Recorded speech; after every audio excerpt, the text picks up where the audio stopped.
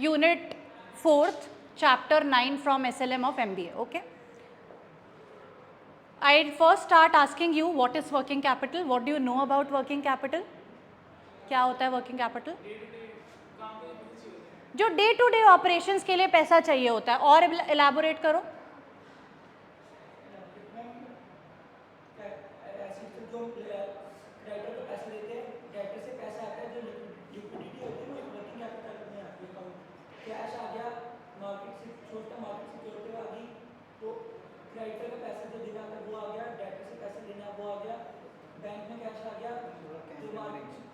कहाँ है काम ये?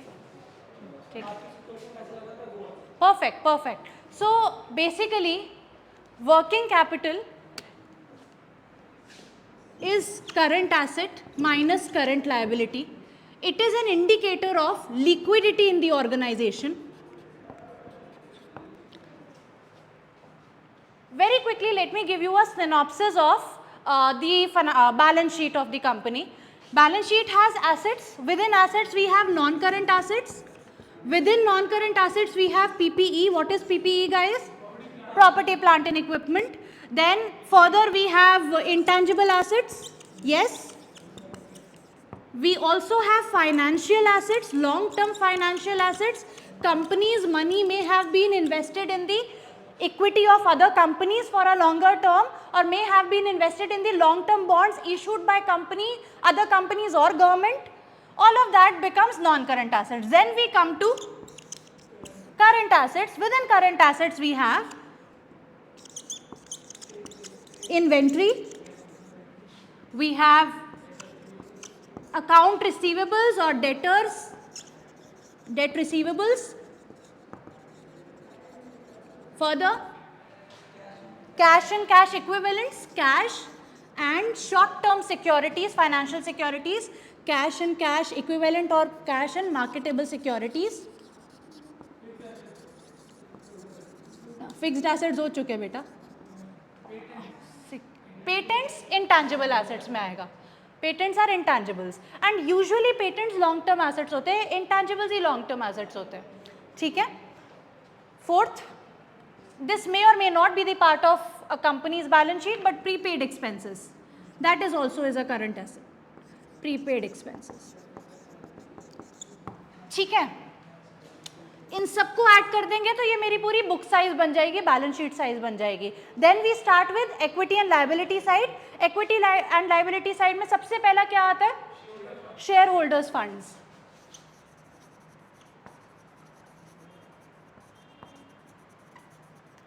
With in shareholders funds we have, सबसे पहले तो जब इक्विटी शेयर्स बेचे, स्टेक बेचा कंपनी का और उनसे पैसा इकट्ठा किया, that will come under equity share capital. Let's say company का शेयर तुमने लगाया, उसकी फेस वैल्यू है 100, राइट. लेकिन जब तुमने बेचा तो उसे 150 में बेचा, तो you sold the shares at premium. तो प्रीमियम अलग आएगा इक्विटी शेयर कैपिटल में हमेशा face value into number of shares issued. अगर मैंने कंपनी के 1 करोड़ रुपए इकट्ठे किए, 150 रुपये पे एक शेयर बेचा, तो मैंने कितने शेयर्स बेचे? Quickly calculate and tell me. अगर मैंने कंपनी की फंडिंग के लिए 1 करोड़ रुपए का रेस किया है कंपनी के ओनर से और एक शेयर 150 का बेचा है, तो कितने शेयर्स बेचे हैं?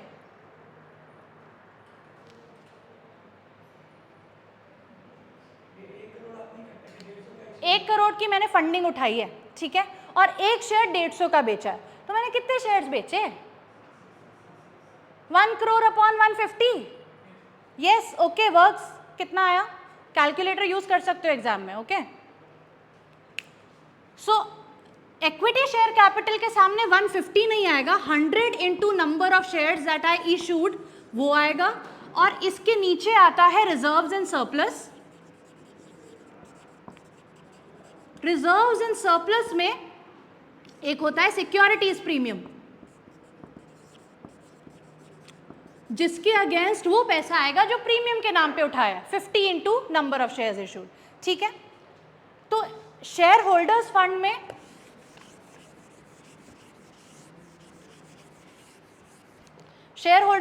एक तो आ गया जो पैसा उठाया, equity share capital, reserves and surplus.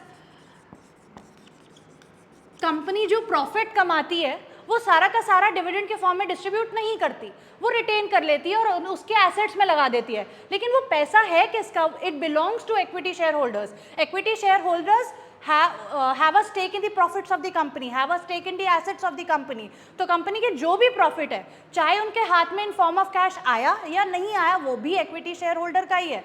तो शेयर होल्डर्स फंड में रिजर्व्स के अंडर रिटेन्ड अर्निंग्स भी आता है, जो पैसा डिविडेंड के फॉर्म में डिस्ट्रीब्यूट नहीं किया. तो ये सब तो हो गए आपके shareholders funds. Next we have non current liabilities, long term debt, जो 1 साल से ज़्यादा का लोन है और कंपनी ने बोरो किया हुआ है, बॉन्ड्स इशू किए हैं, डिबेंचर्स इशू किए हैं या बैंक लोन उठाया है. Next current liability. Current liability में again short term debt, for example AP account payables, मतलब मैंने अपने वेंडर से, जैसे बेकरी है, बेकरी के लिए प्रीमिक्स खरीदना था बहुत सारा, 1 लाख रुपए का माल आ रहा था, मैंने उसे क्रेडिट पे उठा लिया कि मैं जब अगला माल लूंगी तो मैं तेरे को दूंगी. तो वो 1 महीने का मैंने, अब मैं अगला माल चाहे 3 महीने बाद लूँ तो वो 3 महीने का लोन हो गया मेरे लिए. तो अकाउंट पेएबल मेजर इसमें यही होता है. बाकी बैंक लोन, कोई छोटा छोटा लोन अगर आपने लिया है बैंक से या आपने क्रेडिट कार्ड पे, कंपनी के क्रेडिट कार्ड पे, लाइन ऑफ क्रेडिट पे ओवरड्राफ्ट फैसिलिटी अवेल की है ना, तो वो सब आ जाएगा करंट लायबिलिटी में. अब वर्किंग कैपिटल पे हम कैसे आते हैं? Working capital is this minus this. The way we finance और the amount that is invested in the short term assets of the company is working capital. Working capital can be classified as gross working capital and net working capital. Gross working capital will be total amount invested in the short term assets, whether that amount is borrowed or whether that amount, that funding is a permanent funding of the company. मतलब वो पैसा कहीं से भी आया लेकिन अगर current asset पे लगा हुआ है तो total current asset is gross working capital. Net working capital is current asset minus current liability. मतलब ये पैसा लगा हुआ है शॉर्ट टर्म एसेट्स में, लेकिन इतना मैंने लोन शॉर्ट टर्म डेट से उठाया हुआ है तो उतना पार्ट इसका इससे सोर्स हो रहा है, बाकी बचा हुआ मेरा नॉन करंट लायबिलिटी या इक्विटी कैपिटल से हो रहा है, मेरी परमानेंट कैपिटल से हो रहा है. ये मेरी टेम्पररी कैपिटल होती है, ये मेरी परमानेंट कैपिटल होती है. Short term funding is temporary, long term funding is permanent. 5 साल 10 साल 20 साल का लोन लिया हुआ तो परमानेंट पैसा है मेरे पास, right. So I have flexibility to use that money.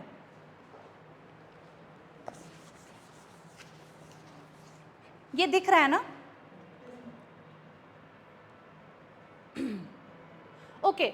Can you tell me that when companies might need higher amount of investment in working capital and when they may not need that much of investment in working capital, क्या factors हो सकते हैं जिससे working capital funding affect होती है? अगर company normally cell बढ़ा रही है, अपनी एक्सपेंशन कर रही है, बहुत सारी कंपनीज बहुत जगह प्लांट खरीद रही है और अपना मैन्युफैक्चरिंग यूनिट सेटल कर रही है, उस केस में ज़्यादा चाहिए होगा, वर्किंग कैपिटल बढ़ेगा, वर्किंग कैपिटल नीड्स बढ़ेंगी. If the sales is increasing, book size is increasing. All right, what else, और क्या हो सकता है factors? What are the factors can affect the company size? Seasonality, right. So give me an example, किसी company का example दो. अब जैसे मैं तब से बेकरी का एग्जाम्पल ले रही हूँ तो बेकरी का ही कंटिन्यू कर देते हैं. कोई ऐसा पार्ट ऑफ द ईयर जब तुम्हें लगता है बेकरी का बहुत होती है, सेल होती है, बताओ. रक्षाबंधन दिवाली पे कौन ले रहा है केक? रक्षाबंधन पे शायद, बट हाँ, new year, Christmas, mother's day, father's day पे भी ले ही लेते हैं लोग. मदर्स डे पे तो बहुत ले लेते हैं, है ना. तो ये 3-4 दिन ऐसे हो गए जब बेकरी को अपने पास ज़्यादा इन्वेंट्री रखनी होगी, ज़्यादा पैसा लगाना पड़ेगा, इन्वेंट्री रखनी पड़ेगी, ज़्यादा बंदे रखने पड़ेंगे ताकि उस सीजनल, उस हाई पीक डिमांड को वो केटर कर पाए. ठीक है. तो seasonality is one of the reasons, one of the factors. What else? और कब? लेट्स से 3 टाइप की कंपनी, एक मैन्युफैक्चरिंग कंपनी होती है, एक ट्रेडिंग कंपनी होती है, एक सर्विस कंपनी होती है. मैन्युफैक्चरिंग जो पूरा रॉ मटेरियल खरीद रही है, उसको प्रोसेस कर रही है, वर्क इन प्रोग्रेस में कन्वर्ट कर रही है, फिर फिनिश गुड में कन्वर्ट कर रही है, फिर सेल कर रही है. ट्रेडिंग एंटिटी हो गई, किसी से माल लिया बेच दिया, बहुत ज़्यादा वैल्यू एडिशन नहीं किया। सर्विस कंपनी को माल ही नहीं लेना, वो उसके बस एम्प्लॉयज़ सर्व कर रहे हैं कस्टमर्स को, बहुत ज़्यादा उसका ज़्यादा पैसा शायद फिक्स्ड एसेट्स में जा रहा हो।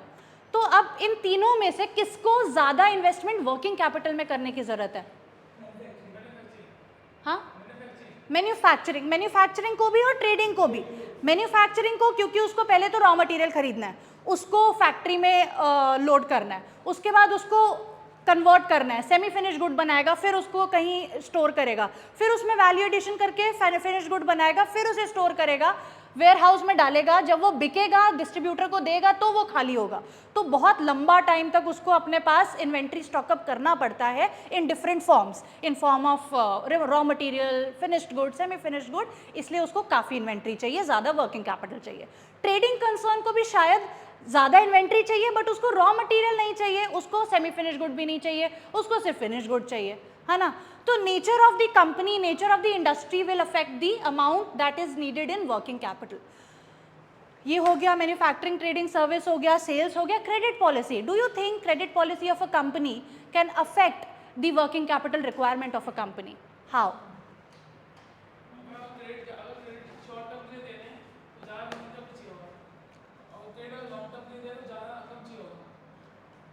अच्छा, तो अगर कंपनी, एक तो कंपनी को क्रेडिट मिलता है, एक कंपनी अपने कस्टमर्स को क्रेडिट देती है। तो जब तो कंपनी कस्टमर्स को क्रेडिट दे रही है तो वो या तो एक लिबरल पॉलिसी फॉलो कर सकती है या फिर एक कंजर्वेटिव पॉलिसी फॉलो कर सकती है। लिबरल का क्या मतलब हो गया? लंबा लंबा क्रेडिट पीरियड दे दिया कि चल दे दियो, अगले बार जब ऑर्डर करेगा तब दे दियो। यूजुअली ऐसा B2B में होता है, B2B is business to business deals, right. तो जब liberal policy, liberal credit policy होती है, उस केस में आपका पैसा ज़्यादा टाइम तक फंसा रहता है और धीरे धीरे करके आता है, you collect it eventually, right, which means you will be invested in working capital for a longer period of time and higher investments are needed. Till then you can finance your day to day operations. जब तक customer पैसा नहीं दे रहा तब तक आपको खुद का पैसा लगाना पड़ेगा, राइट। तो अगर लिबरल है तो वर्किंग कैपिटल रिक्वायरमेंट ज़्यादा है, कंजर्वेटिव है जहाँ पे कंपनी बहुत टाइट क्रेडिट पॉलिसी फॉलो करती है। अगर एक बारी में जैसे 10 डेज का है पीरियड या 30 डेज का ही पीरियड है, पैसा वापस नहीं आया तो उसने उस कस्टमर को क्रेडिट देना ही बंद कर दिया। तो अगर ऐसी पॉलिसीज़ हैं, उस केस में वर्किंग कैपिटल की नीड ज़्यादा अनसर्टेन नहीं होगी, आपको पता होगा कि पैसा आ ही जाएगा, right. So there are different factors that can affect the investment in working capital, right. Any doubt still here?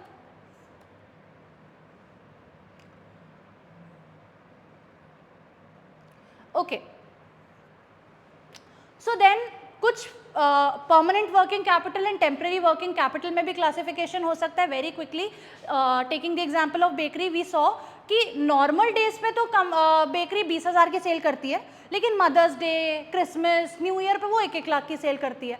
तो जब सेल बढ़ा तो उसको वर्किंग कैपिटल बढ़ाना पड़ा, तो जो जितने से उस वर्किंग कैपिटल उसे बढ़ाना पड़ा, that is it's temporary working capital. कभी कभी उतना पैसा और चाहिए होता है, और जो 10,000 सेल करने के लिए उसे पैसा इन्वेस्टेड रखना पड़ता है, that is permanent working capital. 20,000 sale करने के लिए उसे 7,000 का इन्वेंट्री स्टॉकअप करना पड़ता है, तो वो 7,000 तो उसकी परमानेंट वर्किंग कैपिटल हो गई, और जो कुछ कुछ दिनों पे एक्स्ट्रा सेल हुई जिसकी वजह से उसे और पैसा इन्वेंट्री में डालना पड़ा, वो टेम्पररी वर्किंग कैपिटल हो गई। अब टेम्पररी वर्किंग कैपिटल ऐसी भी दिख सकती है, ऐसी भी दिख सकती है। इसमें डिफरेंस क्या है? इन दोनों ग्राफ्स में डिफरेंस क्या है? हाँ, पर ये तो दिख रहा है, पर ये क्यों हो रहा है ऐसा? कुछ कंपनीज ऐसा वर्किंग कैपिटल फेस करती है और कुछ कंपनीज ऐसा वर्किंग कैपिटल फेस करती है, ऐसा क्यों? जो कंपनी एक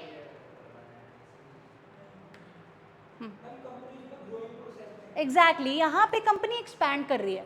एक बेकरी थी, मैंने दूसरी कहीं और खोल दी, तीसरी दिल्ली में और कहीं खोल दी। जैसे जैसे अपनी नंबर ऑफ बेकरीज बढ़ा रही हूँ, तो मेरा जो ये साल की जो दिन की सेल थी 20,000, वो ट्रिपल हो गई, और उसके लिए मेरे को वर्किंग कैपिटल भी ट्रिपल करना पड़ा। तो यहाँ पे परमानेंट वर्किंग कैपिटल भी बढ़ रहा है, because I am into the expanding process. मैं अपना ऑपरेशंस बढ़ा रही हूँ, मैं अपनी फिक्स्ड कॉस्ट, फिक्स्ड खर्चा भी कर रही हूँ, अपने और एसेट्स बढ़ा रही हूँ, नॉन करंट एसेट बढ़ा रही हूँ, तो करंट एसेट अपने आप बढ़ेगा। Okay, moving ahead. चलो, I am now moving to the trade of.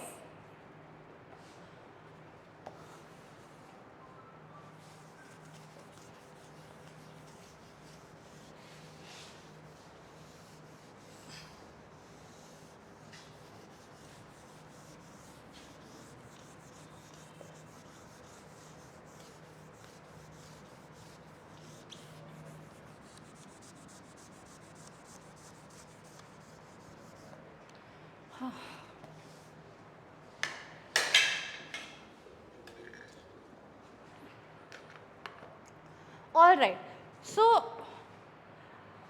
Working capital में कंपनी को एक ऑप्टिमल अमाउंट ऑफ इन्वेस्टमेंट करनी चाहिए, ना ज़्यादा ना कम। ऐसा क्यों? अगर कंपनी इन्वेंट्री बहुत ज़्यादा स्टॉक कर लेगी तो क्या दिक्कत है? कस्टमर कभी नाराज़ नहीं होंगे, जब चाहिए उन्हें मिलेगा, बट क्या दिक्कत है? स्पॉइलेज का इशू हो सकता है, ठीक है, वो तो तुमने, अगर ड्यूरेबल गुड है, ठीक है, वो तो नेचर ऑफ प्रोडक्ट पे डिपेंड करता है, पेरिशेबल है या ड्यूरेबल है। ड्यूरेबल है तो भी, लेट्स से मेरा टीवी का काम है, तो मैं बहुत सारे टीवी स्टॉक कर लूँ तो क्या दिक्कत है?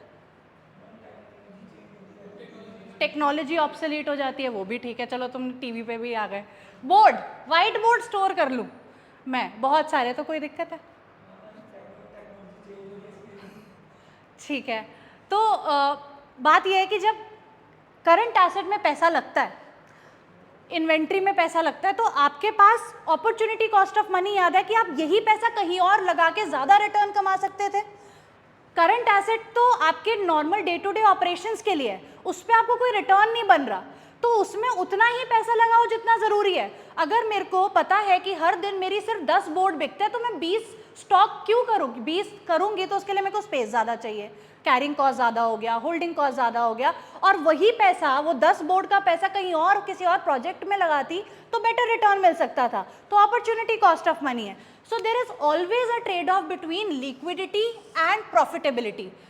बहुत ज़्यादा करंट एसेट में इन्वेस्ट करने की वजह से प्रॉफिटेबिलिटी हैम्पर हो सकती है, लेकिन अगर मैं बहुत कम इन्वेस्ट करूं, मुझे पता है कि हर दिन मेरे 10 से 15 बोर्ड जाते हैं और मैं 7-8 बोर्ड लेके बैठी हूं, तो मेरा कस्टमर जब वो सेल करेगा और मेरे पास शॉर्टेज हो गई, तो I might lose the customer, I might lose my present sale, I might also lose my future sale. वो कस्टमर आगे भी नहीं आएगा कभी मेरे पास। सो we cannot have inadequate money invested in working capital, and we cannot have a lot of money invested in working capital. We need to have an optimal amount of money invested in working capital. जितना चाहिए उतना होना चाहिए, और थोड़ा conservative approach भी ले सकते हैं कि एक यू कैन कंटिजेंसी के लिए आपने एक्स्ट्रा कुछ रखा हुआ है, राइट? कि यू नेवर नो कि एकदम से कोई डिमांड आ गई जो अनएंटिसिपेटेड थी, आपने एंटिसिपेट नहीं की थी, तो उसके लिए भी आपने कुछ अपनी बैक में इन्वेंट्री रखी हुई है या जो भी है, ठीक है। एक ये भी तरीका है इस लिक्विडिटी वर्सेस प्रॉफिटेबिलिटी को समझने का कि अगर मैं बहुत ज़्यादा करंट एसेट्स में इन्वेस्ट करूंगी, money gets locked up in the current assets, जो total assets, current asset plus non current asset is total asset, ये बढ़ेगा तो ये भी बढ़ेगा, टोटल एसेट बढ़ेगा। रिटर्न ऑन एसेट कैसे कैलकुलेट करते हैं? Return on asset is calculated as company ने कमाया कितना अपॉन कितना एसेट्स में इन्वेस्ट किया हुआ है। तो अगर ये बढ़ेगा तो इसका डिनोमिनेटर बढ़ेगा, इसका डिनोमिनेटर बढ़ेगा तो ये फ्रैक्शन नीचे गिरेगा, which means return on asset will come down, which means profitability will come down. It will appear to the investors of the company कि company is becoming less profitable because you are investing a lot of money in current assets, right? Okay. Okay, now let's quickly understand the cash cycle of a company. Read तो नहीं कर पा रहे होगे. I don't know how to. चलो एक minute मैं इसको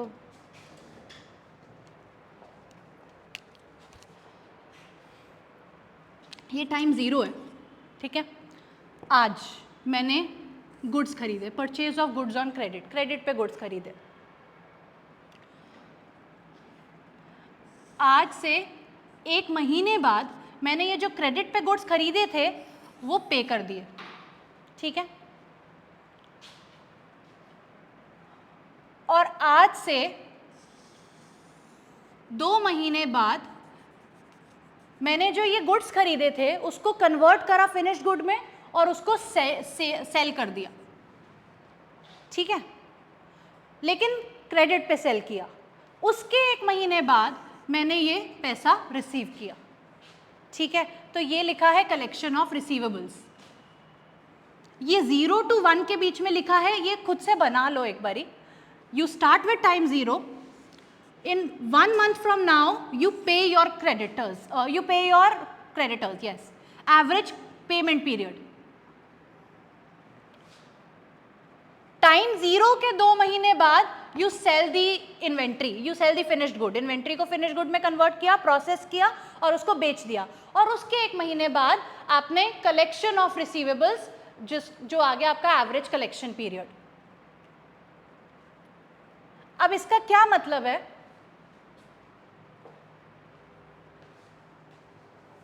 Cash cycle is equal to inventory conversion period, write down ICP, inventory conversion period, plus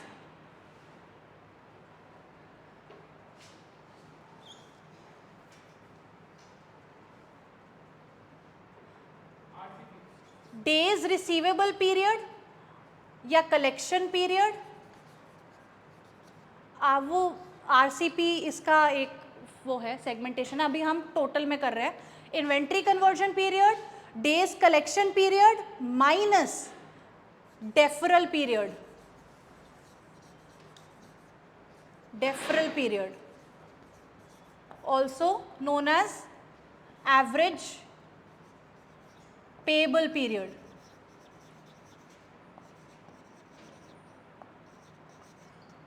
मतलब मैंने जब गुड खरीदा तो मुझे उसे सेल में कन्वर्ट करने के लिए, सेलेबल बनाने के लिए 2 महीने लगे. ठीक है, तो इन्वेंट्री को कन्वर्ट करने के लिए, रेवेन्यू में कन्वर्ट करने के लिए 2 मंथ्स लगे.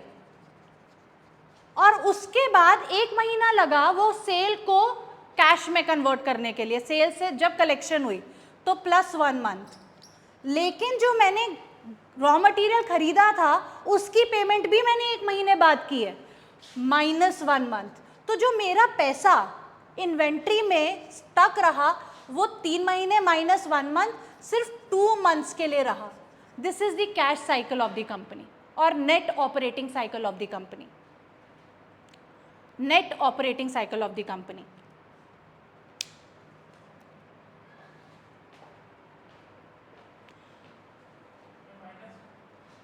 So inventory collection, inventory conversion period plus collection period minus payable period. That is your cash cycle or net operating cycle.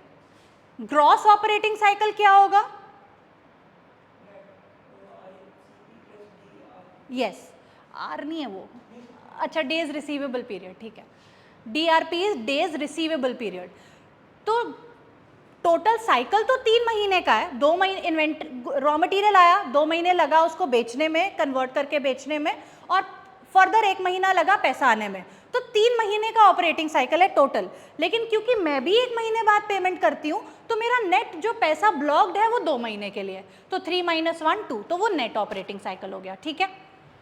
अब किसी मैन्युफैक्चरिंग कंपनी में जहाँ पे रॉ मटेरियल भी होता है, सेमी फिनिश्ड गुड मतलब वर्क इन प्रोग्रेस भी होता है, और फिनिश्ड गुड भी होता है, तो उसमें 3 और कंपोनेंट्स आ गए. मतलब ये जो इन्वेंट्री कन्वर्जन पीरियड था, this has been broken down into receivable conversion period, work in progress conversion period and finished good conversion period.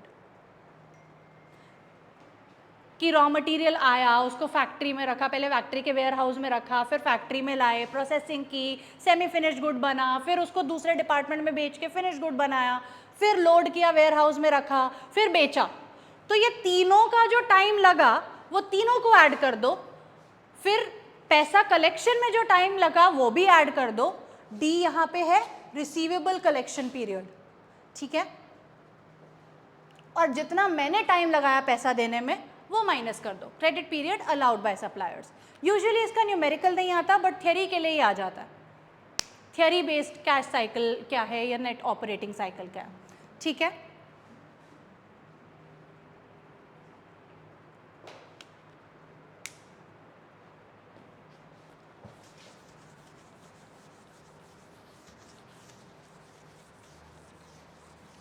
But आपके एसएलएम में इन्वेंट्री कन्वर्जन पीरियड कैसे कैलकुलेट करते हैं, डेफरल पीरियड कैसे कैलकुलेट करते हैं और कलेक्शन पीरियड कैसे कैलकुलेट करते हैं, उसका फॉर्मूला गिवन है. देख लेना. समझ ना आए तो हम नेक्स्ट क्लास में डिस्कस कर सकते हैं. ठीक है. अभी I am moving ahead. Okay. तो now that we have taken a brief understanding of working capital, we'll start with हमें 3 चीज़ों की मैनेजमेंट समझनी है. इन्वेंट्री कैसे मैनेज करना है, कैश कैसे मैनेज करना है, रिसीवेबल्स कैसे मैनेज करना है. ठीक है. इन्वेंट्री मैनेजमेंट से एक शॉर्ट न्यूमेरिकल क्वेश्चन आता है. कैश मैनेजमेंट से न्यूमेरिकल और थ्योरी दोनों आता है. ठीक है.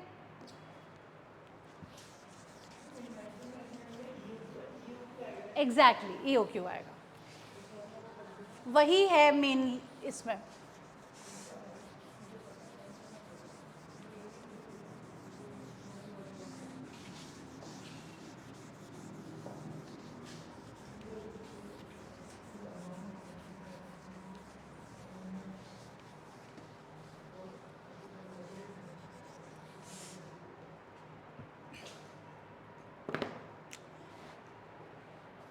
किसी भी करंट एसेट वेरिएबल को मैनेज करने का मतलब है कि कम से कम पैसा लगे उस पर, कम से कम कॉस्ट लगे और लिक्विडिटी बनी रहे.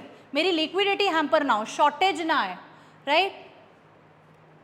सो I have enough asset, current asset to cater to my day to day operations. Liquidity का मतलब ये है कि मेरे पास उतना सामान है, उतना इन्वेंट्री है, उतना पैसा है कि अगर मेरे को अपने कस्टमर को क्रेडिट देना पड़े तो मैं दे पाऊँ, उतना पैसा है कि मैं अगले कुछ दिनों को इजीली मैनेज कर सकती हूँ, उतना कैश एंड इन्वेंट्री मेरे पास है. ठीक है.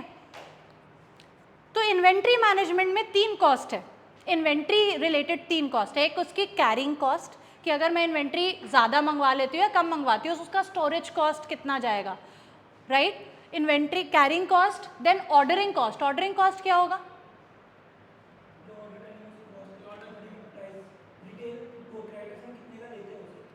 वो तो परचेज प्राइस होगा. तो इन्वेंट्री का ही खर्चा है, इन्वेंट्री कॉस्ट है. मतलब इन्वेंट्री कितने की आई वो एक अलग बात है, लेकिन इन्वेंट्री मैनेजमेंट के 3 कॉस्ट है. एक तो कैरिंग कॉस्ट की उसे रखने का खर्चा, दूसरा उसको मंगवाने का खर्चा, ट्रांसपोर्टेशन. जब आप इन्वेंट्री मंगवाते हो, जितनी बारी मंगवाओगे उतनी बारी वो खर्चा स्पेंड करना पड़ेगा. तो that is your ordering cost. And last आपका stock out cost. What is that?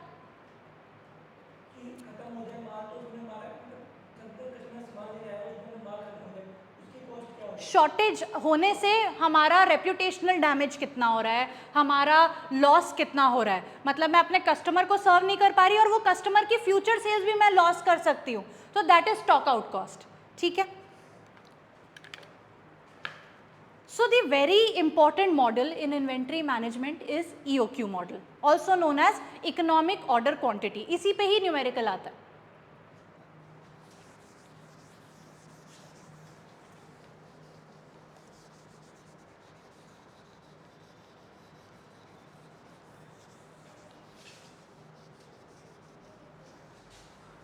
Basically EOQ model अपने मॉडल में होल्डिंग कॉस्ट और कैरिंग कॉस्ट को ऑप्टिमाइज करता है. EOQ model help us in deriving the optimal number of units one must order. Number of units of inventory that company must order. मतलब मुझे कितना सामान और किस लेवल पे मंगवा लेना चाहिए वो EOQ बताता है. लेकिन इसके कुछ अजम्पशंस है. EOQ ये मानता है कि तुम्हें पता है कि एनुअल तुम्हें कितना यूसेज होगा. एनुअल यूसेज गिवन है, you must write it if you don't know already. Annual usage is given. You know कि आपकी कंपनी का इस रॉ मटेरियल का एनुअल यूसेज क्या है, पूरे साल कितना यूसेज होने वाला है. Next, holding cost is constant and known. आपको पता है कि उसको स्टोर करने का कॉस्ट कितना है. देन अगेन कैरिंग कॉस्ट कि ऑर्डरिंग कॉस्ट कि उसको मंगवाने का खर्चा कितना होगा, ट्रांसपोर्टेशन कॉस्ट, पोर्टर कितना लेगा, वो बंदा जो लेके आएगा कितना लेगा, ऑल ऑफ दैट. वो कितना है वो भी हमें अभी पता है और वो कांस्टेंट रहेगा, पूरे साल उतना ही लगेगा. जब भी मैं मंगवाऊंगी उतना ही लगेगा. तो it is known and given.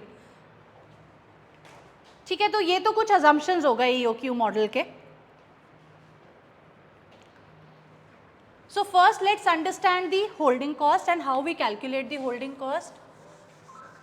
I am facing huge difficulty here. No. Chalo.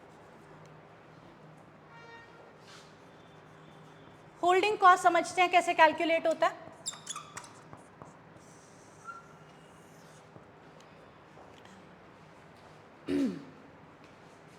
दिख नहीं रहा होगा। सो बेसिकली अगर मैं हर बारी Q क्वांटिटी मंगवाती हूँ, ये Q is given by EOQ, EOQ से जो आएगा कि नंबर ऑफ यूनिट्स परचेज्ड, ठीक है, इतना मंगवाती हूँ, धीरे धीरे वो यूज़ होगा, कम होगा, फिर मैं मंगवा लूँगी, आ गया, फिर यूज़ होगा, कम होगा, फिर मंगवा लूँगी, आ गया। ऐसे ही होगा कि मैं इतनी क्वांटिटी हर बारी मंगवा रही हूँ, तो जब मंगवा रही हूँ तो वो कंज्यूम भी होगा, कुछ दिनों में वो कंज्यूम होता जाएगा, ज़ीरो हो जाएगा। ऑप्टिमल तब होगा जब जैसे ही वो ज़ीरो हो मेरे पास वैसे ही आ जाए और वैसे ही वो फिर से उतना ही हो जाए, ठीक है, ऐसे होता रहेगा। तो at the end of the period मैंने अगर ये Q मंगवाया, लेट्स से Q है 10,000 यूनिट्स, मैं हर बारी 10,000 यूनिट मंगवाती हूँ और साल में 5 बारी 10,000 यूनिट मंगवाती हूँ, ईयर एंड पे क्लोजिंग बैलेंस इसका ज़ीरो है कि जैसे ही ईयर ख़त्म हुआ मेरा इन्वेंट्री भी ज़ीरो हो गया। तो मेरे ऑन एन एवरेज पूरे साल कितनी यूनिट्स ऑफ इन्वेंट्री मेरे पास पड़ी है, कभी 10,000 है, कभी ज़ीरो है, कभी 5,000 है, कभी 2,000 है, कभी 3,000 है, ऐसा हो रहा है। 10,000 है, कम होते होते ज़ीरो आ गई, फिर 10,000 आ गई, ज़ीरो होती, ऐसा है। तो पैसा कितना लग रहा है, 10,000 तो मैक्सिमम है। ऑन एन एवरेज इन्वेंट्री कितनी हो गई, 10,000, opening balance, closing balance zero, 10,000 plus zero upon 2, average inventory is equal to opening balance of inventory plus closing balance of inventory upon 2, which is 10,000 plus zero upon 2, 5,000, कि on an average पूरे साल मेरे पास 5,000 unit के आसपास पड़े रहते हैं, ठीक है। और अगर 5,000 यूनिट पड़े रहते हैं और एक यूनिट को स्टोर करने का कॉस्ट 2 रुपये है, तो मेरा स्टोरेज कॉस्ट कितना आ गया, 5,000 into 2, which is 10,000। Holding cost समझ आ गया हमें कैसे कैलकुलेट करते हैं, opening balance of inventory which is quantity purchased every time plus closing balance of inventory which is always zero upon 2 into holding cost per unit, into holding cost per unit, इससे आ जाता है holding cost.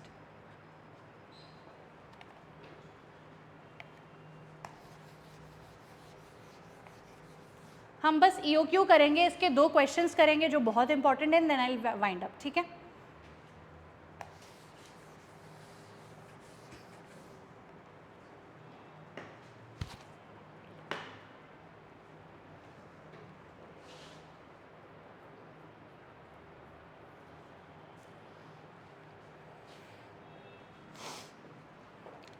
Reorder point या reorder level क्या होता है, the number of units at which we should place the order, that is reorder level और reorder point. What is lead time, उसे आने में normally in the normal scenario number of days it will take to get it into the factory, right? So वो हो गया lead time. Okay. So EOQ model looks like this.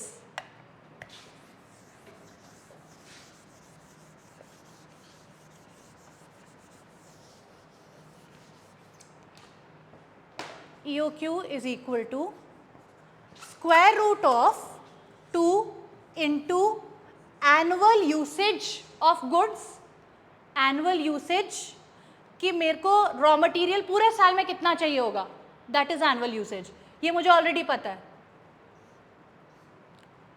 Into ordering per unit ordering cost which is O here. एक unit या एक order place करती हूँ तो मेरे को कितना खर्चा आता है, उसका ट्रांसपोर्टेशन का कितना खर्चा है, so per unit ordering cost upon per unit carrying cost, एक यूनिट स्टोर करने का खर्चा कितना है, ठीक है, नोट कर लिया। Okay, let me give you a question now. Let's say एक कंपनी है जो पूरे साल में 1000 जीने बेचती है, 1000 जीन्स, ठीक है, उसका 1 जीन स्टोर करने का जो कॉस्ट है, स्टोरिंग कॉस्ट है, दैट इज 2 रुपी पर जीन। और ordering cost is 100 rupees. Ordering cost is 100 rupees per order. What is the optimal amount of quantity this company should store? Quantity of jeans से कितनी jeans अपने ware house में stock करनी चाहिए? हाँ, बता चुकी हूँ मैं। पूरे साल में वो 1000 जीने बेचती है, 1000।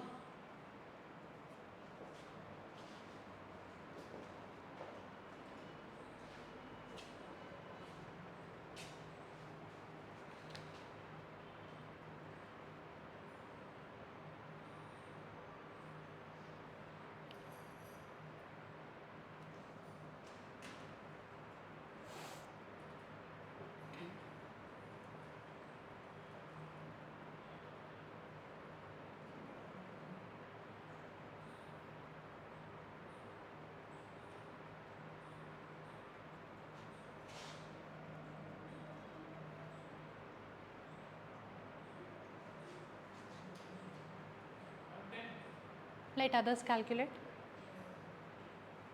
करो।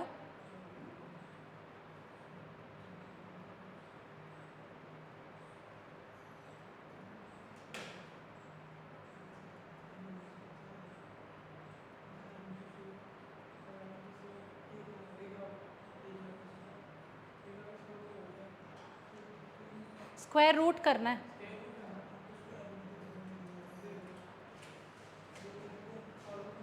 नहीं, अभी हो रहा है, क्लास हो रही है, बट ये रब करवा दो प्लीज़, बहुत मुश्किल हो रही है।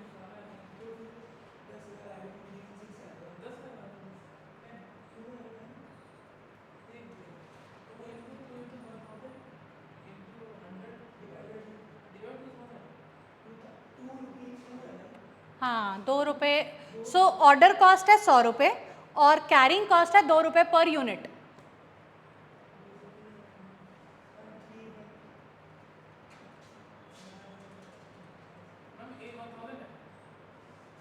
बेटा तुम कैलकुलेट करो, मेरे पास आंसर नहीं है। ए तो 1000 है, yes. 2 into 1000 into ordering cost कितना है 100 upon carrying cost per unit कितना है 2, तो ये हो गया 1 लाख, तो अंडर रूट 1 लाख हो गया, विच मीन्स 360। ठीक है, स्क्वायर रूट ऑफ 1 लाख कर लोगे, कैलकुलेटर पे करके भी देख लो। ठीक है, सो कंपनी को कितना क्वांटिटी का ऑर्डर हमेशा प्लेस करना चाहिए? 360 जीनों का। ठीक है, कर दो राउंड ऑफ कर दो, डाउनवर्ड भी कर सकते हो, अपवर्ड भी कर सकते हो, बट राउंड ऑफ करना है। ठीक है, सो 360 या 361 जीने कंपनी को ऑर्डर करनी चाहिए। अगर मैं ये बोलूं कि कंपनी को का जो नॉर्मल लीड टाइम है, मतलब ऑर्डर आने में 15 डेज लगते हैं, तो रीऑर्डर लेवल कितना है?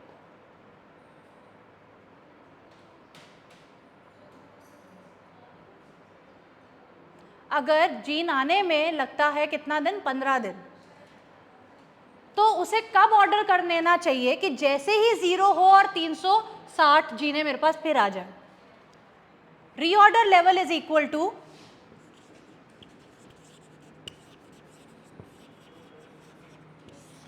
Normal lead time into normal usage per day.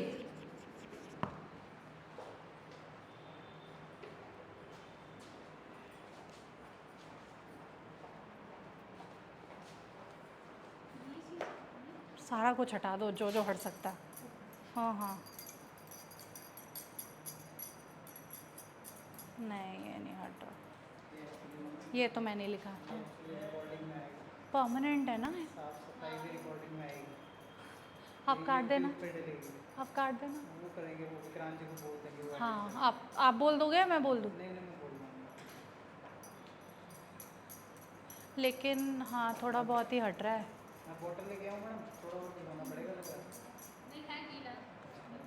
तब तक मैं पढ़ाऊँ ना आप एडिट कराओगे।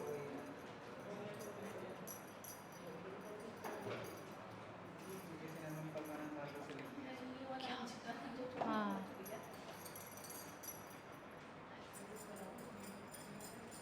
एक बार ये वाला कोशिश करना, ये वाला, ये लाइन जो है, हाँ ये वाली।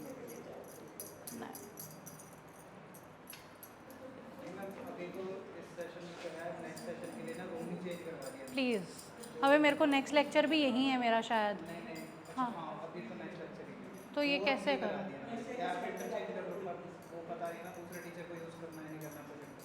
अच्छा ये तो मैंने ही लिखा था।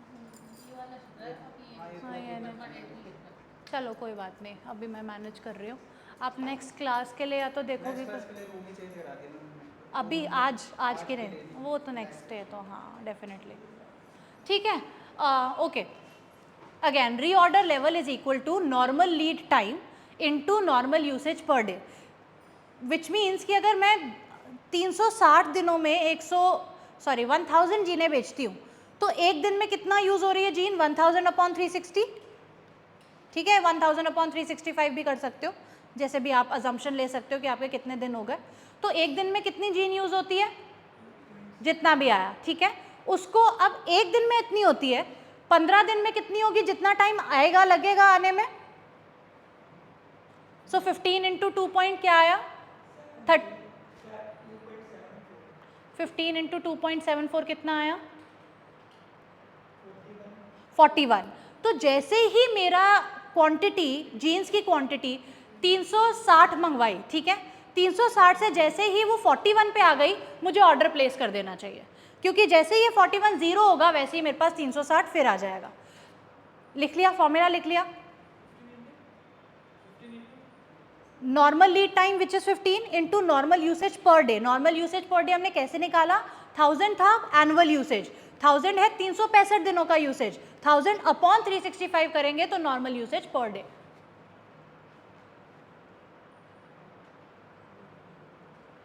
तो हमें रीऑर्डर लेवल निकालना आ गया।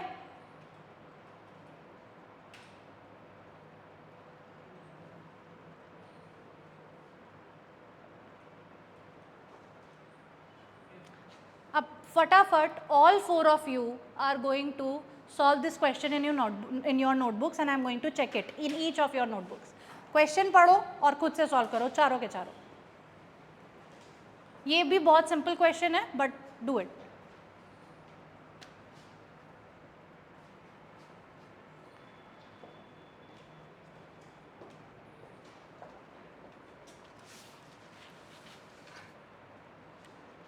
शुड आई डिक्टेट या पढ़ पा रहे हो?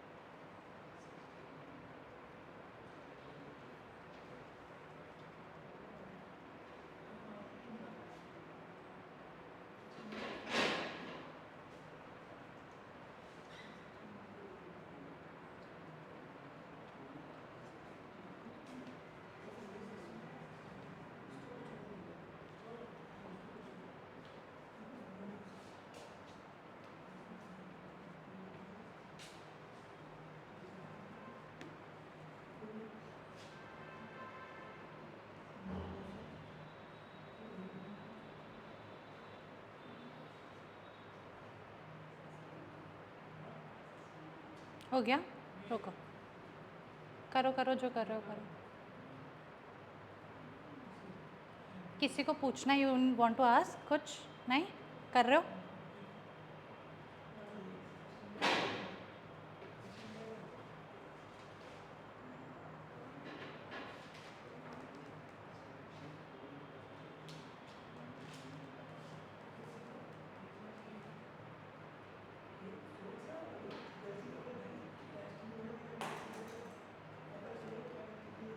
कितना है तुम्हारा, कितना है?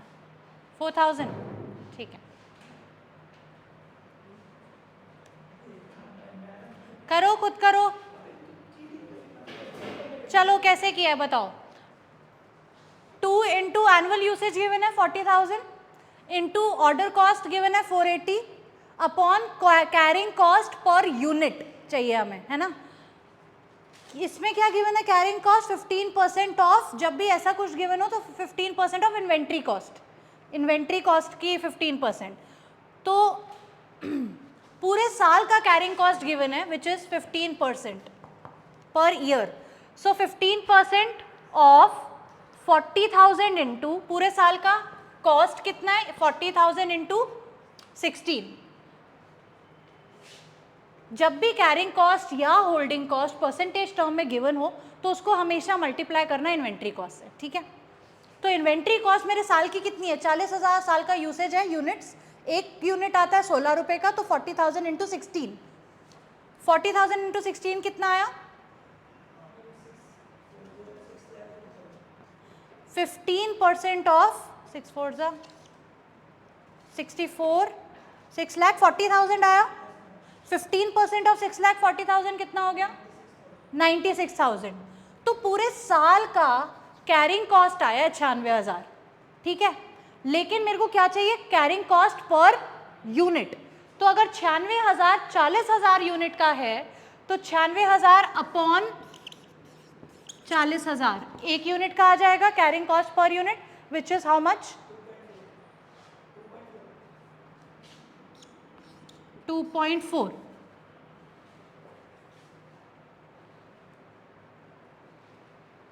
इसको हम ऐसे भी कर सकते थे कि 16 का ही 15% निकाल दिया, वो आ जाता हमारा 15% एक यूनिट का ऑफ 1 यूनिट, तो कैरिंग कॉस्ट पर यूनिट आ जाता। 15% ऑफ 16 भी 2.4 ही आता, ठीक है। 40,000 से डिवाइड क्यों किया? ये जो 96,000 था ना, ये हम we took the long method, हमने पूरे साल का कैरिंग कॉस्ट निकाल दिया, ठीक है, विच इज 96,000। मुझे चाहिए carrying cost per unit, formula में कैरिंग कॉस्ट पर यूनिट है, ठीक है, होल्डिंग कॉस्ट भी पर ऑर्डर है। सो कैरिंग कॉस्ट पर यूनिट निकालने के लिए मैंने 40,000 से डिवाइड किया, करा कुछ नहीं, यहाँ मल्टीप्लाई करके यहाँ डिवाइड कर दिया, मतलब यही बना कि 15% ऑफ 16 कर दिया, ठीक है। So both ways is correct, जो समझ आए। तो 2.4 आ गया। Now you can incorporate in the formula and calculate. Move ahead, next question. अच्छा, ये EOQ सीधा सीधा फॉर्मूला लगा के 4,000 आ गया, आया सबका ये 4,000? 4 कर लो कर लो कर लो।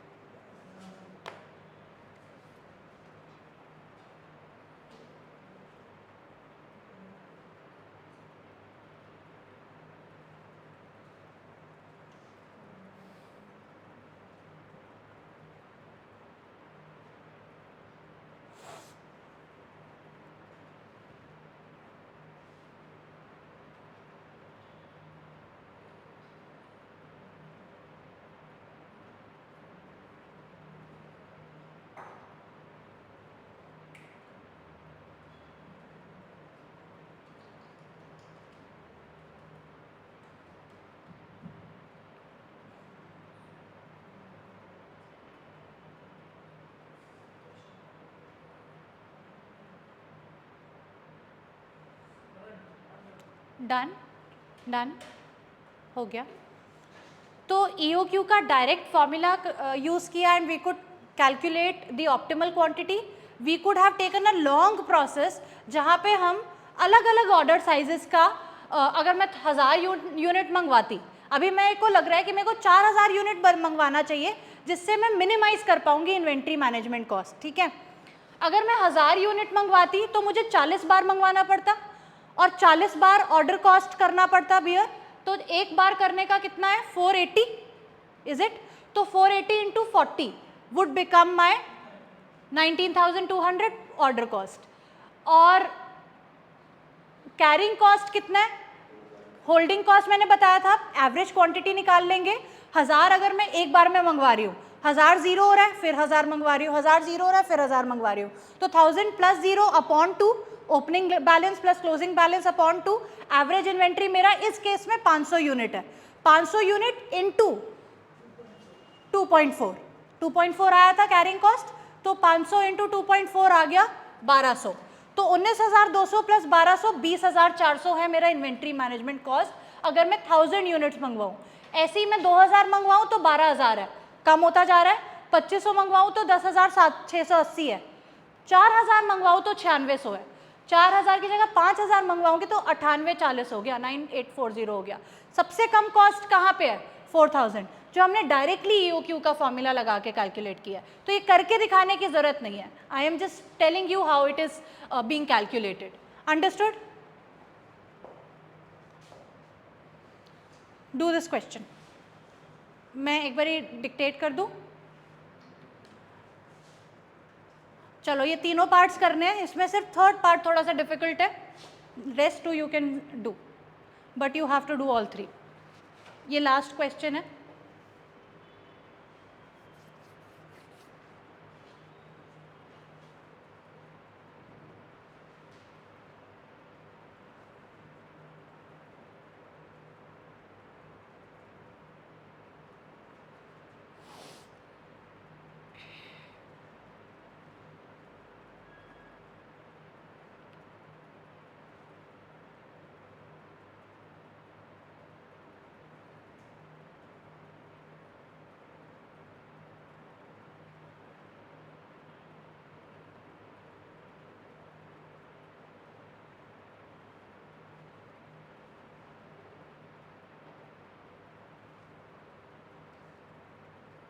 कुछ समझ ना आ रहा हो तो पूछ लेना।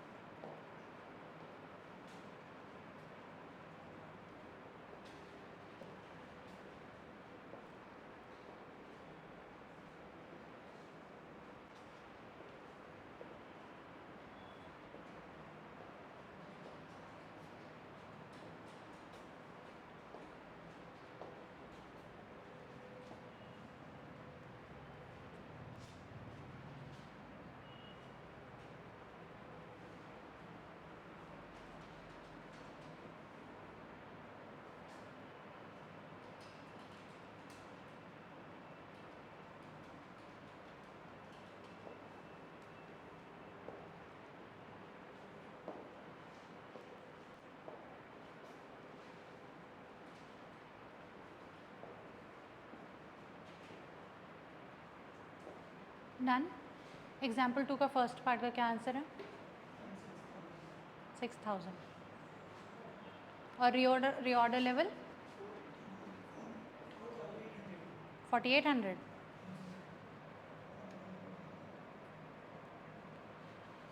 रॉन्ग दोनों। हाँ, तुम्हारा क्या है?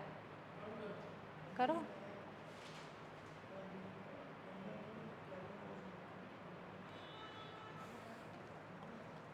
A publishing house purchases 72,000 rims of a special type paper per annum at a cost of 90.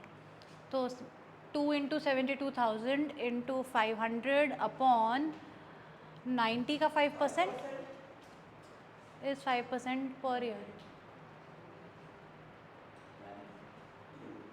तुम लोग क्या कर रहे हो? कितना है? हाँ, 4000। Perfect, correct. पहले का आंसर 4000 ही है, तो बोल क्यों नहीं रहे थे? Yes.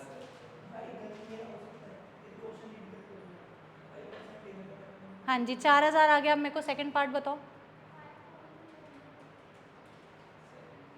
Second part, calculate the reorder level. कितना?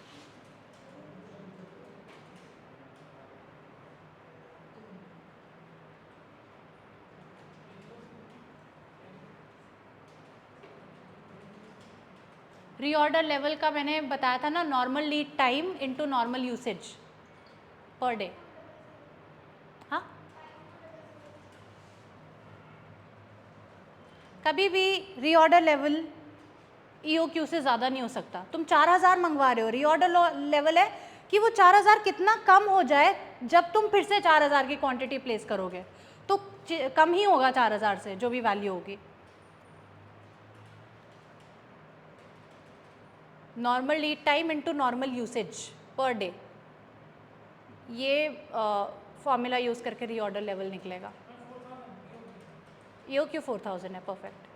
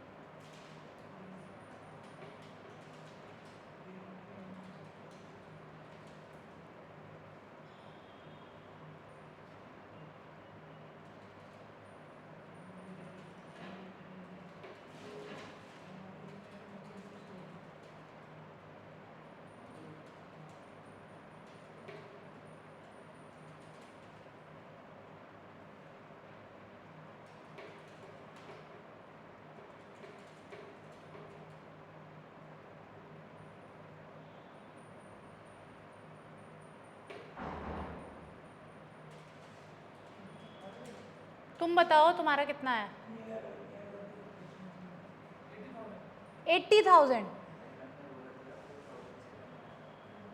रीऑर्डर लेवल समझ में आया तुम्हें क्या होता है? क्या होता है?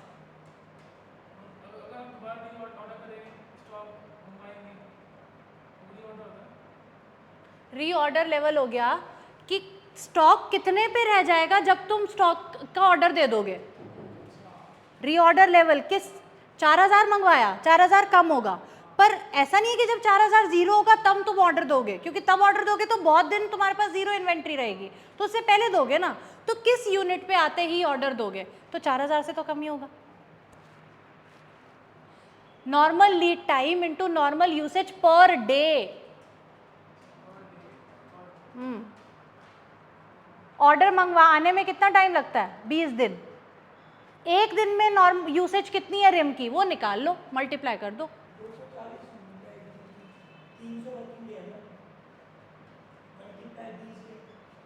हाँ, 4800 किसने बताया था?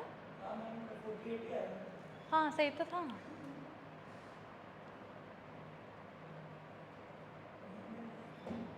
नॉर्मल लीड टाइम इज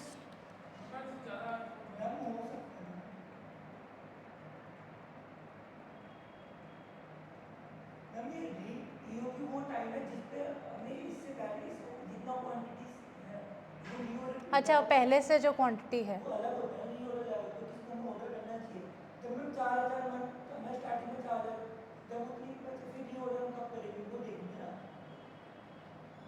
बहत्तर हज़ार रिम हर साल यूज़ होती है, तो एक दिन 240 होती है, 20 दिन। अच्छा, तो मुझे 4800 रिम्स पे पहला 4000 का ऑर्डर प्लेस कर देना चाहिए।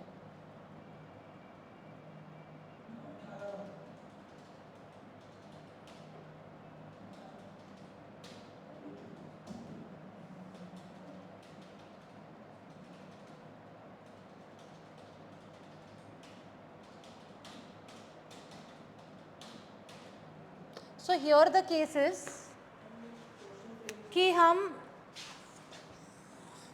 4000 से शुरू नहीं कर रहे हैं, हम 4000 प्लस 4800 से शुरू कर रहे हैं।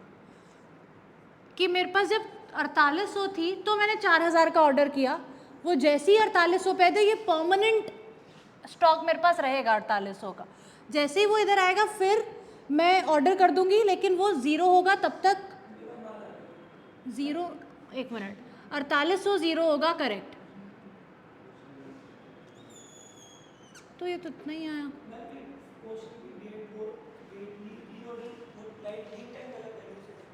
लीड टाइम ज़्यादा है, वो तो ठीक है। 4800 यूनिट्स अगर मेरे पास ऑलरेडी है, मैंने 4000 मंगवाए। अच्छा, 4000 कम हुए, 4800 बचे।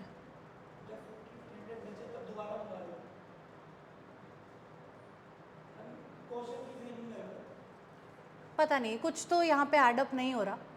Anyways, I'll get back to this question, but we are still left with this third part कि अगर 1% क्वांटिटी का डिस्काउंट दे दे,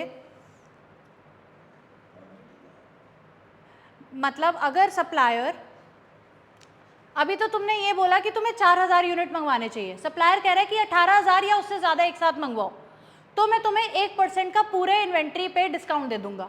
तो क्या वो प्रॉफिटेबल डील है कि नहीं? Can we calculate this? कैसे?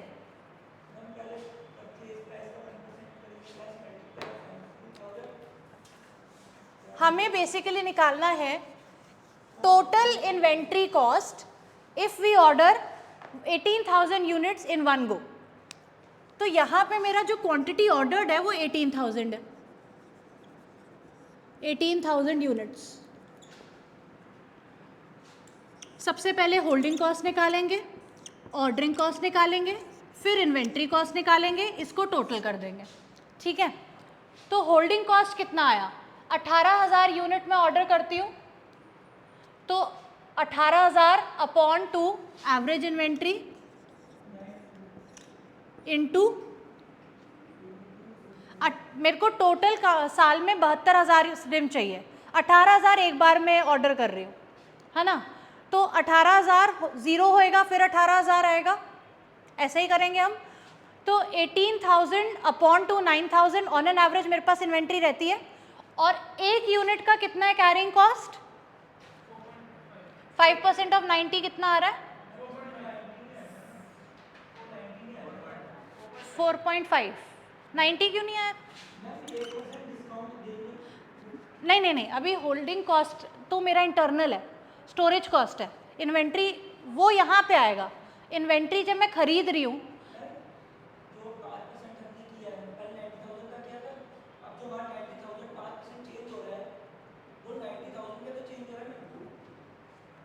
पाँच % तुमने एक सेकेंड, 90 पे किया ना, 90 रुपये पे किया, 90 चेंज हो रहा है।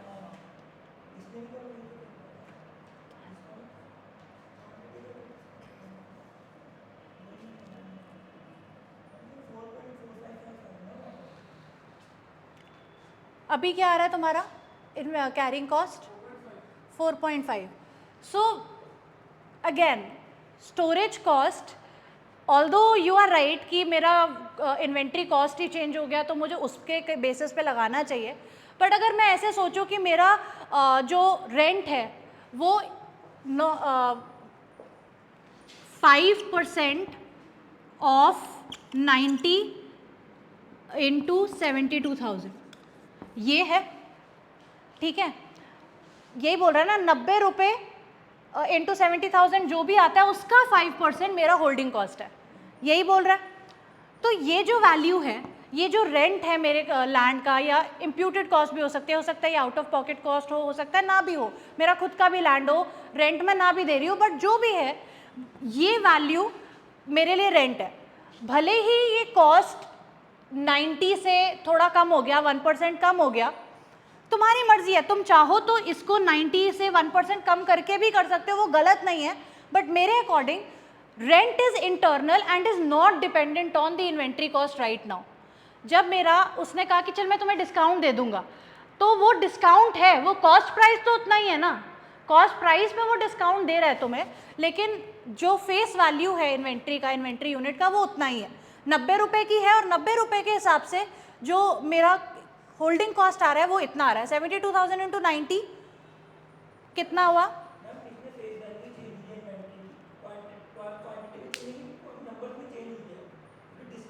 Cost, so cost price is still 90।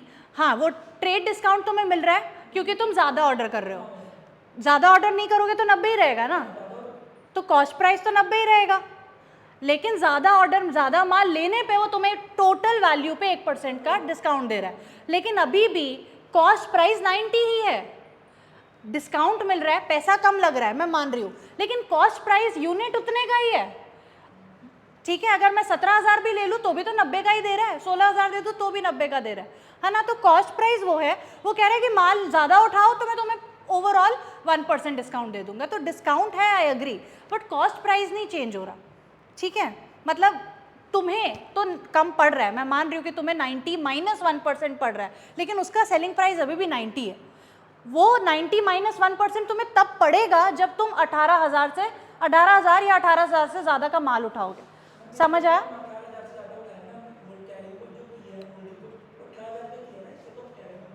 बिल्कुल ठीक है।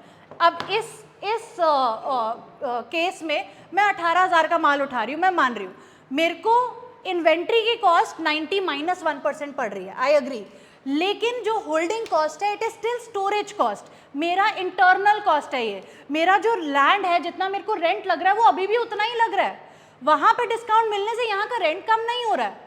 तो ऑल्दो यू आर राइट, अगर मैं ये 90 माइनस 1% करूँ और उस पर 5% लगाऊं तो भी कोई गलत नहीं कह सकता, technically you are right, logically I feel I should use 4.5। Shall we move ahead? चलो, तो होल्डिंग कॉस्ट कितना आया? 18,000 अपॉन 2 इंटू 4.5, कैलकुलेट करो प्लीज।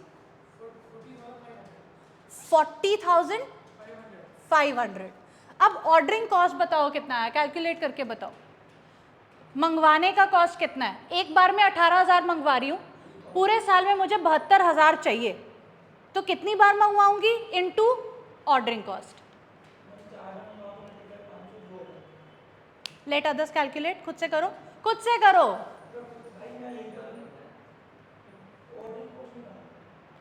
आपको निकालना है कि जो आने जाने का इन्वेंट्री आने का खर्चा है वो कितना होगा। एक बार जब इन्वेंट्री आता है तो 450 लगता है, कितना लगता है? 500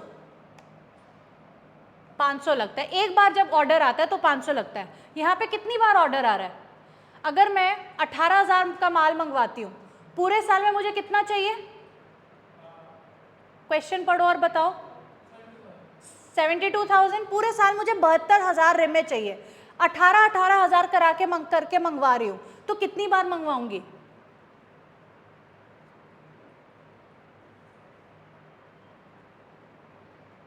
कैलकुलेट करो और बताओ।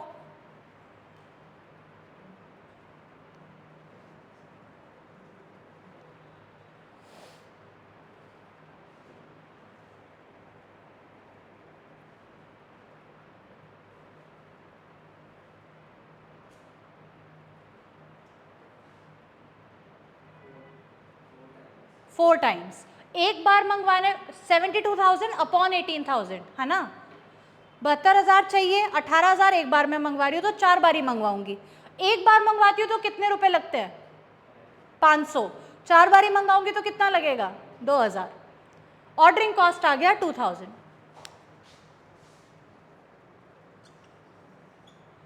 Holding cost 40,500, ordering cost 2,000, inventory जो अब आ रही है वो कितने की आ रही है? 72,000 मंगवा रहे हो टोटल यूनिट्स, वो कितने पे मिल रहे हैं अब तुम्हें? 90 पे ना मिलके 90 माइनस 1% ऑफ 90 कितना हो गया? 0.9, तो 90 माइनस 0.9 80.1, ठीक है, यही आएगा क्या? सॉरी 89.1 है ना। तो अब तुम्हें एक यूनिट पड़ रहा है 89.1 का। क्वेश्चन पढ़ो, क्वेश्चन क्या कह रहा है कि 1% का डिस्काउंट मिलेगा अगर 18,000 का लॉट या उससे ज़्यादा का लॉट लेते हो तो अगर मैं 18,000 का भी लॉट ले रही हूँ तो मेरे को 1% डिस्काउंट मिल रहा है, विच इज़ 90 पे 1% हो गया 0.9। तो अब मेरे को एक यूनिट पड़ रहा है 89.1 का इंटू 72,000, क्या आया? 64,200, ठीक है।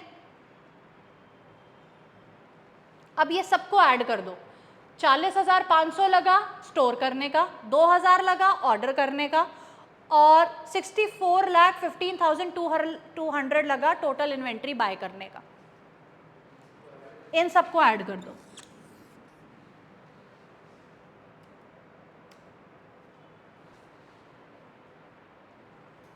कुछ तो गलत किया है तुम लोगों ने या हमने? हाँ,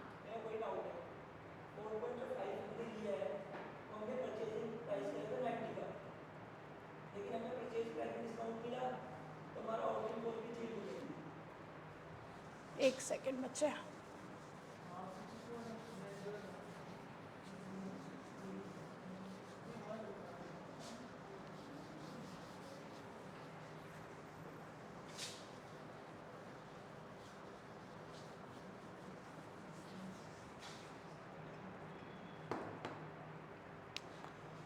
नौ 9,000 एवरेज इन्वेंट्री हो गया, 2,000 ऑर्डरिंग कॉस्ट हो गया, 9,000 इंटू, ओके इन्होंने 4.455 यूज़ किया, ठीक है।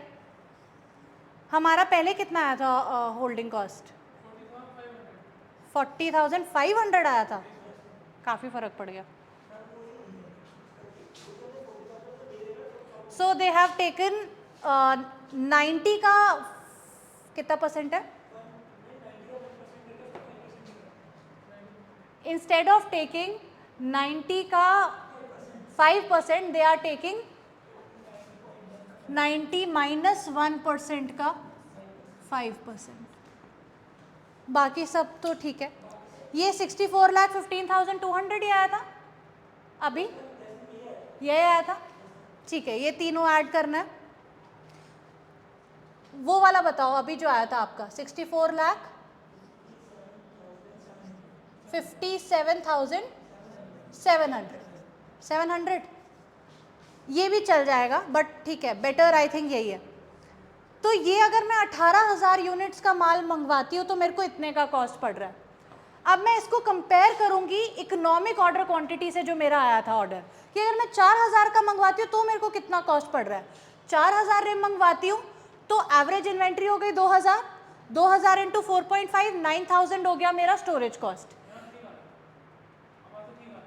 हाँ हाँ ठीक है, तो ये ऑर्डरिंग कॉस्ट हो गया 9,000, नहीं 4,000 अपॉन 2 इंटू 4.5, होल्डिंग कॉस्ट हो गया 9,000। अब मेरे को 72,000 यूनिट यूज रिम चाहिए पूरे साल में, और एक बार मैं 4,000 मंगवा रही हूँ तो 72,000 अपॉन 4,000 कितने बार मेरे को मंगवाना पड़ेगा? 72,000 अपॉन 4,000, 18 टाइम्स, ठीक है। हाँ 18 टाइम्स, 18 टाइम्स मंगवाना पड़ेगा। एक बार में 500 रुपये लगते हैं, तो 18 बार में 18 इंटू 500 9,000, ठीक है, 18 इंटू 5 90 9,000। और क्योंकि मैं 4,000 रिम मंगवा रही हूँ एक बार में, तो मुझे 90 रुपये का ही एक रिम मिलेगा, तो 72,000 इंटू 90, ये मेरा इन्वेंट्री कॉस्ट हो गया। इन सबको टोटल किया तो आया 64,98,000। 18,000 मंगवाती तो कितना पड़ रहा था? 64,57,295। सस्ता कौन सा है? 18,000 वाला। तो हमें ये डिस्काउंट अवेल करना चाहिए, ठीक है। With this we are through with this question. उससे भी करते तो आंसर यही आता, but yes the better way is use the cost price to calculate ordering cost, sorry storing cost, ठीक है। तो ये है इकोनॉमिक ऑर्डर क्वांटिटी, यही क्वेश्चंस आते हैं ईओक्यू के, इससे ज़्यादा कॉम्प्लेक्स कुछ नहीं आएगा ईओक्यू में। Should I stop here for corporate finance और do you want me to move ahead and do another model? Another model is also very simple, although corporate finance का टाइम तो हो चुका है। अच्छा लिसन, अब in the next class I expect you SLM का chapter 9 which is working capital management एक बार गो थ्रू करके आना। उसमें एक मॉडल है जो another important model, this is cash management का बाउमल मॉडल। जैसे EOQ इन्वेंट्री का है वैसे ही बाउमल मॉडल कैश का है। इसको पढ़ोगे तो सेम फॉर्मूला भी है इसका,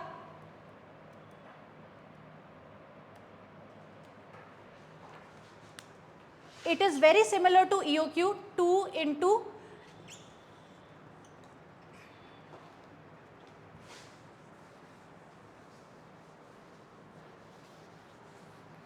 बेसिकली ये मॉडल क्या बताता है कि हमें कितना कैश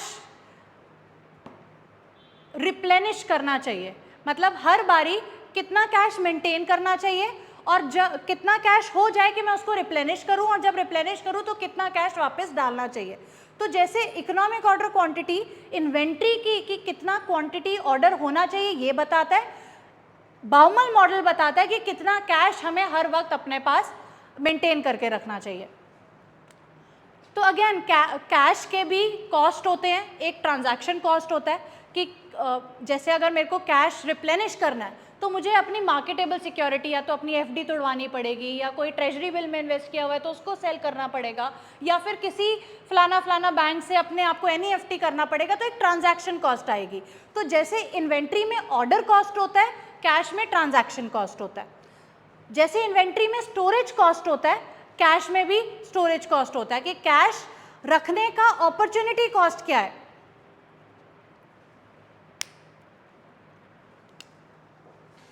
EOQ का फॉर्मूला बताओ, 2 into annual usage into ordering cost upon carrying cost. यहां पे क्या होगा, 2 into अगेन मुझे ये पता होना चाहिए कि मुझे पूरे साल में कितना पैसा चाहिए, कैश बैलेंस कितना चाहिए। तो एनुअल यूसेज मेरे को कितना कैश चाहिए into transaction cost, cash replenish करने का पैसा कितना लगता है, जब कैश खत्म हो जाता है तो उसे रिप्लेनिश करने का कितना पैसा लगता है, ट्रांजैक्शन कॉस्ट।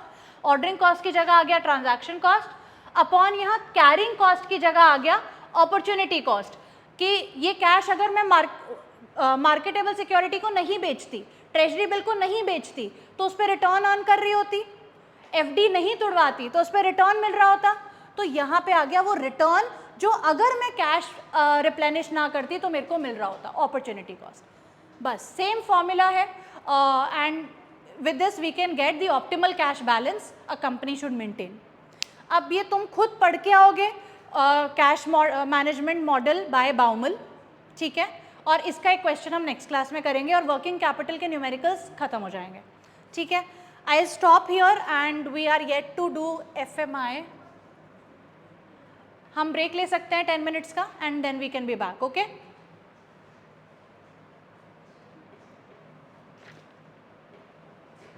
जल्दी आओगे तो मैं जल्दी शुरू करा के जल्दी वाइंड अप करा दूंगी FMI।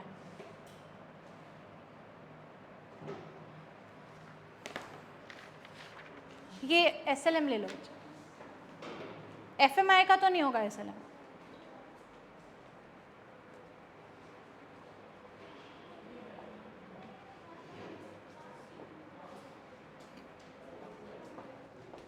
हाँ जी